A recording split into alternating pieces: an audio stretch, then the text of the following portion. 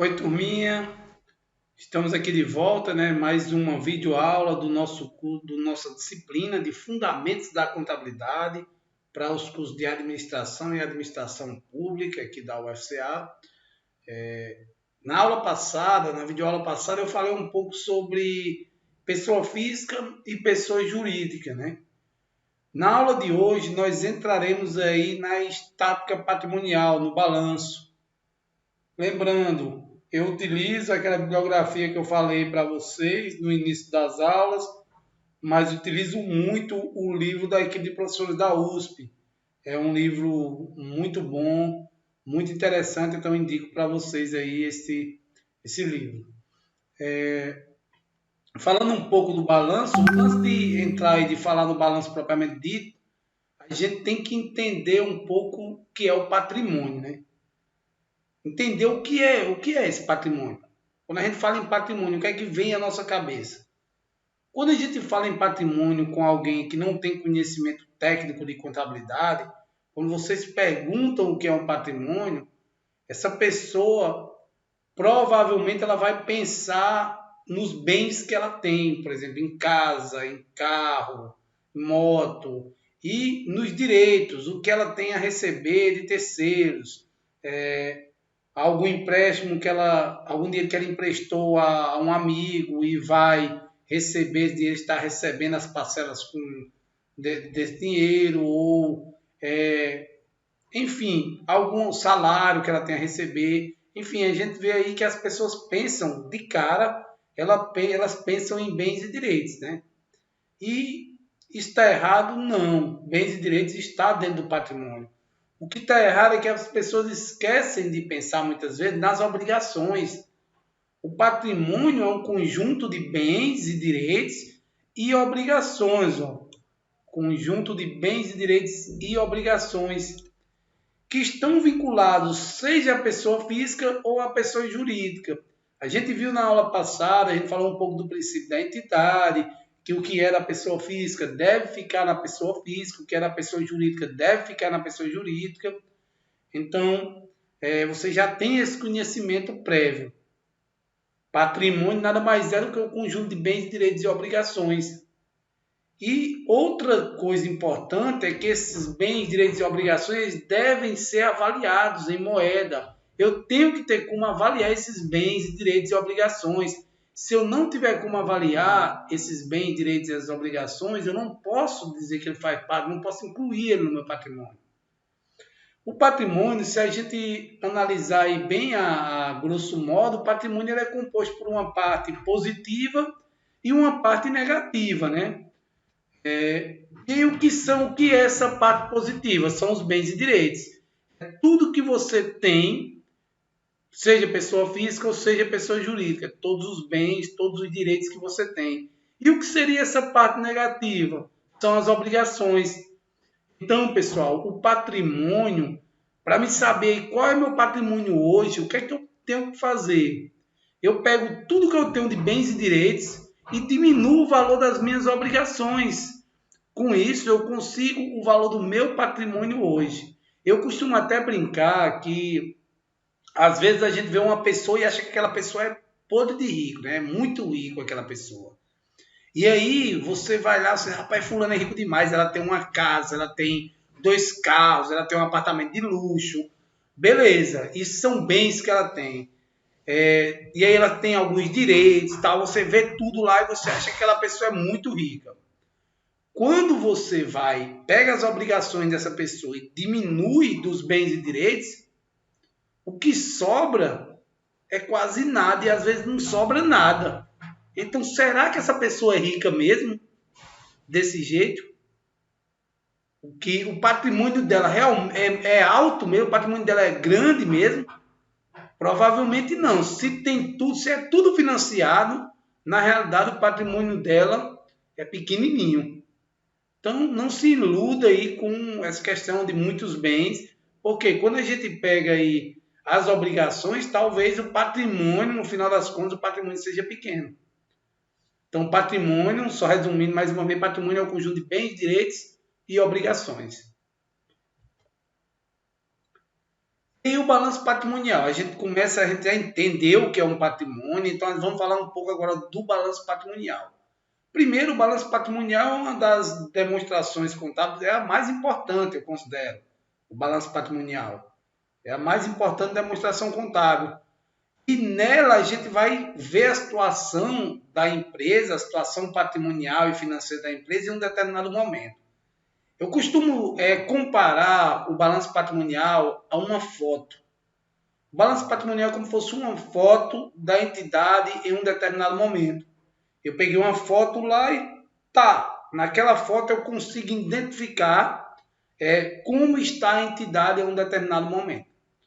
Por que eu digo que é uma foto? Porque no balanço patrimonial a gente consegue observar tudo que a empresa tem, por exemplo, seus bens, direitos, suas obrigações, discriminado tudo bacaninha lá em uma data específica, que geralmente é o final do exercício, que é 31 de dezembro de cada ano. Em regra geral, o exercício ele é finalizado em 31 de dezembro de cada ano. Por que eu digo regras gerais? Regra geral, porque existem algumas exceções.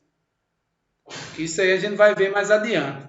Então, pessoal, aí está um exemplo de um balanço patrimonial, um balanço bem simplório, bem simples, onde nós trazemos aí o ativo de um lado, né, do lado esquerdo, sempre para fim didático, a gente sempre vai usar essa metodologia, ativo do lado esquerdo, passivo e patrimônio líquido do lado direito.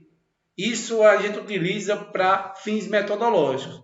Lembrando, pessoal, esse ativo e esse passivo, eles se desmembram.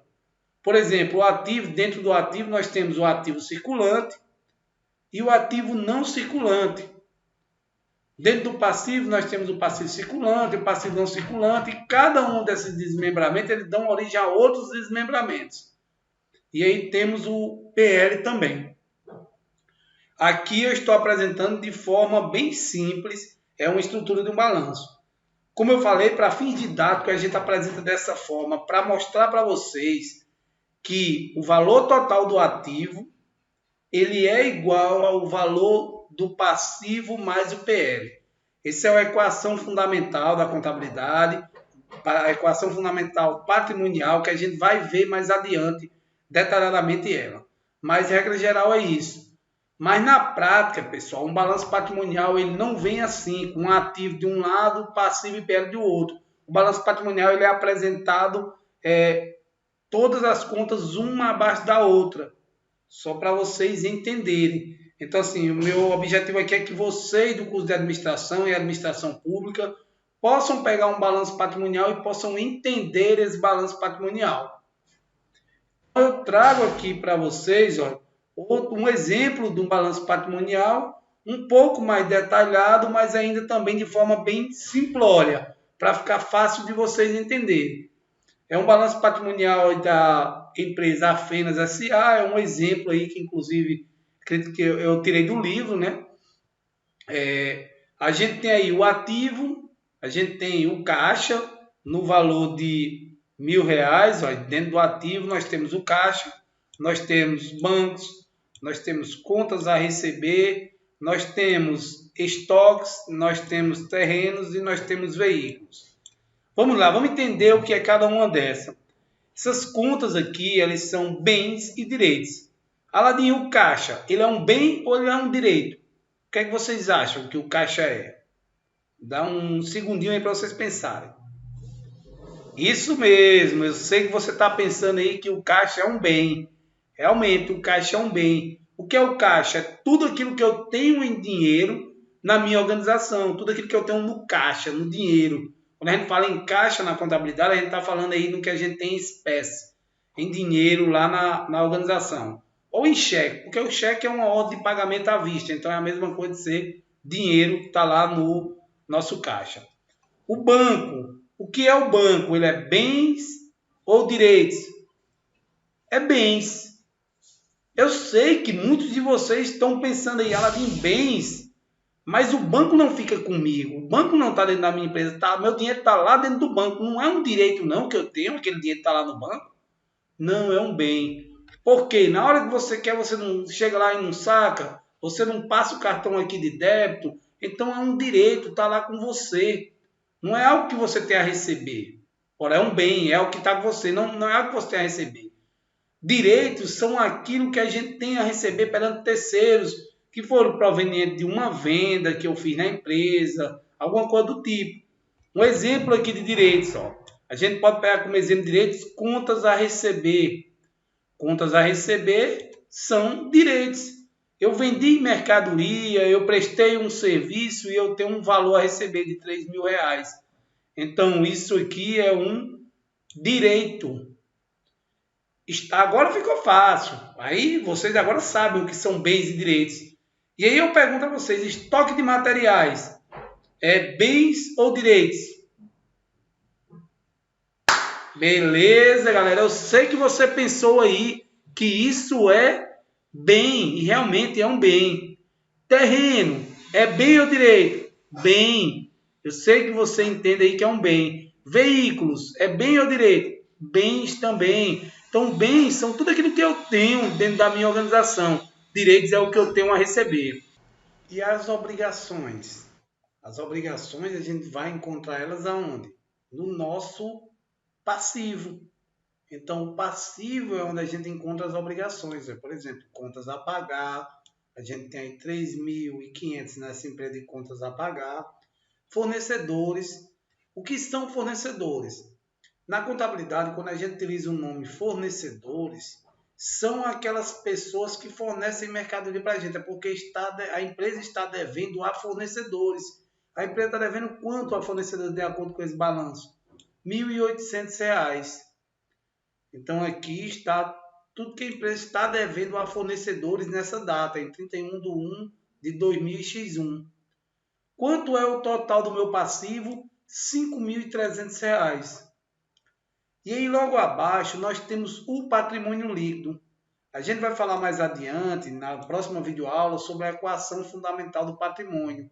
Mas vocês já podem observar que se eu pegar o valor do meu ativo, o valor total do meu ativo, e diminuir aqui do valor do passivo, eu vou ter justamente o valor do meu patrimônio líquido.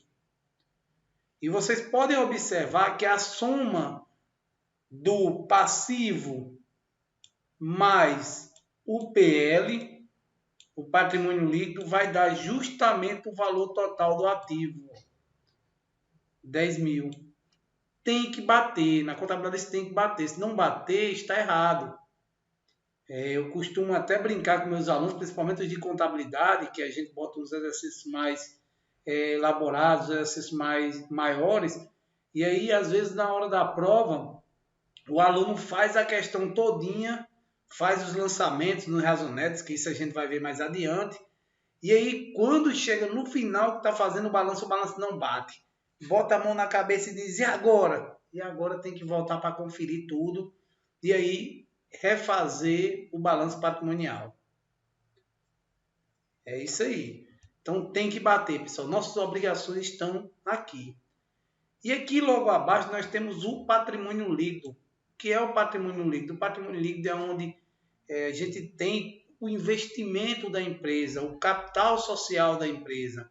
O capital da empresa está aqui, ó, R$4.000. Esse aqui foi o valor, é o valor que a empresa tem de capital social. Quanto foi investido nessa empresa? Logo abaixo nós temos os lucros acumulados. Opa, você pode até dizer, Aladim, eu vi num livro que numa lei aí, na lei da SA, que hoje em dia não tem mais lucro acumulado. Espera aí, vamos lá. Existe sim lucro acumulado, pessoal. Nas microempresas e empresas de pequeno porte, elas podem continuar acumulando lucro. O que houve na legislação nas sociedades anônimas foi, a legislação diz que os lucros eles devem ser destinados. Então, a conta de lucro acumulado nas sociedades anônimas passa a não mais compor lá o balanço das sociedades anônimas. Por quê? Porque aquele lucro que as sociedades têm, ela tem que destinar ou distribuir entre os acionistas, ou então transferir esse lucro para reservas. Mas isso é um assunto mais aprofundado. Essa questão de reserva de lucro Os alunos de contabilidade veem numa disciplina específica que é contabilidade avançada.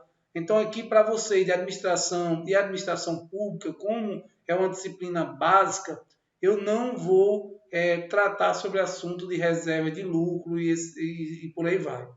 Então, vou falar aqui, eu estou falando de forma geral, para vocês terem uma ideia de o que é um balanço patrimonial e como é um balanço patrimonial. Então, nós temos aqui o patrimônio líquido, como eu falei, com o capital e o lucro.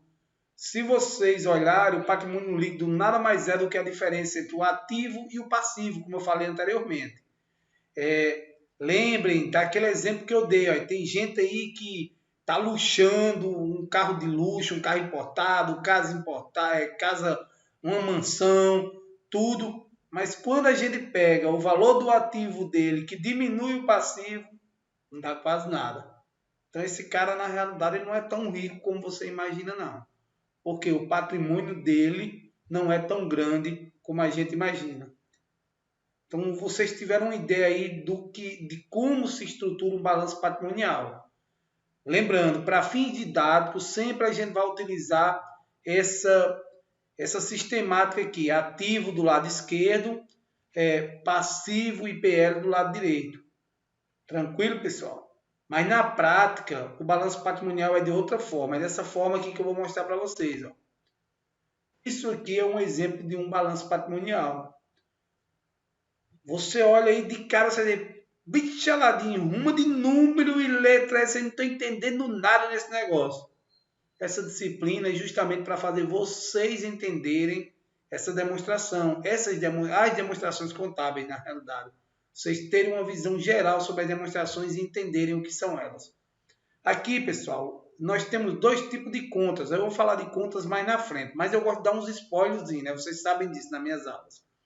Então, a gente tem as contas que são sintéticas e contas analíticas.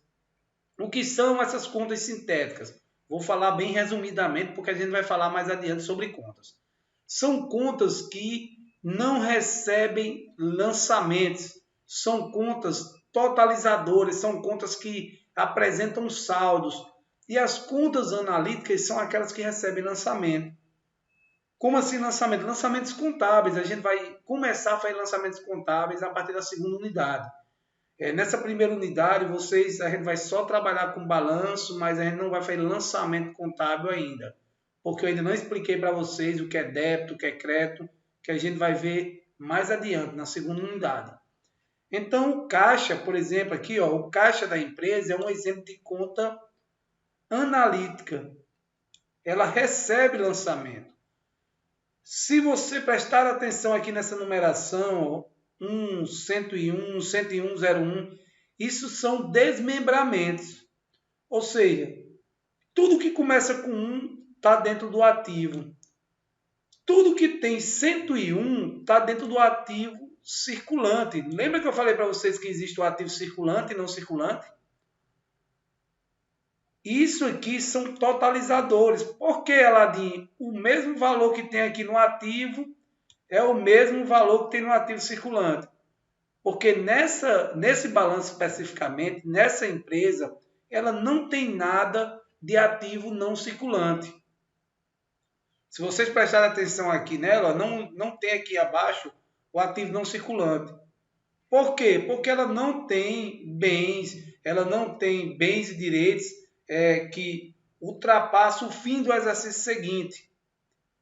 No ativo circulante, o ativo circulante ele compõe aqueles bens e direitos que a empresa tem, que a empresa tem, que a empresa está com ela até o fim do exercício seguinte.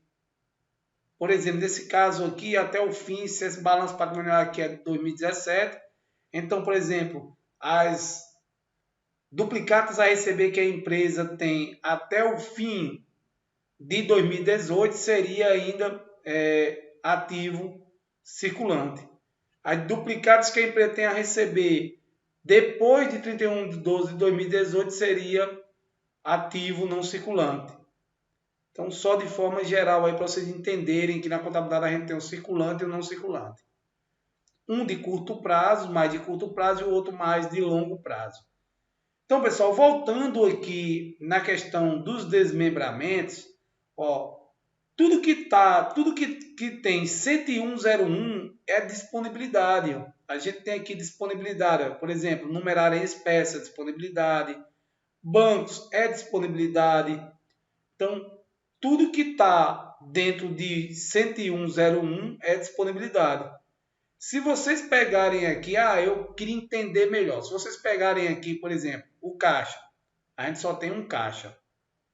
Por isso que o valor do caixa geral aqui está batendo com o valor do caixa daqui de baixo.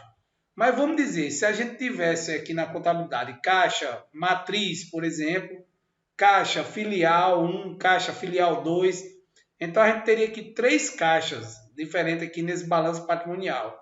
E esse valor aqui de caixa geral seria nada mais, nada menos que a soma desses 3 caixas. O valor do numerário em espécie. Numerário em espécie é tudo que está dentro aqui dessa conta, 1010101. E disponibilidade, e por que o valor de disponibilidade aí é 64.444,40? Se você pegar o valor aqui de caixa geral, vamos aqui, você pegar o valor aqui de numerário em espécie e somar com o valor de bancos, vai dar justamente, ó, pegou aqui, ó, numerário em espécie mais bancos. Se você somar isso, vai dar justamente o valor de 64 e 444,40. Então, se vocês prestarem atenção, essas contazinhas que estão pintadas aqui são totalizadores. As contas que recebem lançamento mesmo, como eu falei para vocês, são essas que estão em branco. Então, para vocês entenderem quando vocês pegarem um balanço patrimonial. A mesma lógica acontece para o passivo. A mesma lógica que eu falei anteriormente.